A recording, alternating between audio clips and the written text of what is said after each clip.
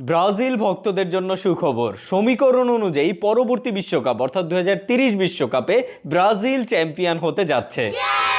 এবারের বিশ্বকাপে তো ব্রাজিল রাউন্ড অফ 16 থেকেই বিদায় নিয়েছে, কিন্তু ইতিহাস বলতেছে যেই বিশ্বকাপে ব্রাজিল কোয়ার্টার ফাইনাল অবধিও যেতে পারে না, তার পরের বিশ্বকাপেই ব্রাজিল চ্যাম্পিয়ন হয়।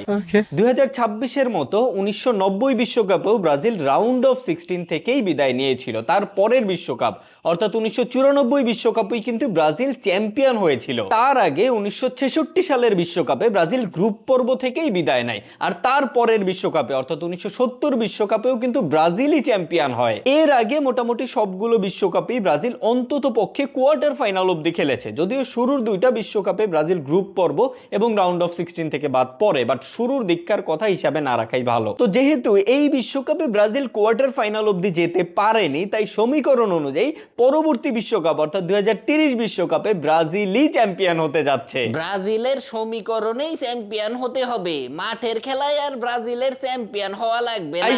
কে বললো রে এই কথা?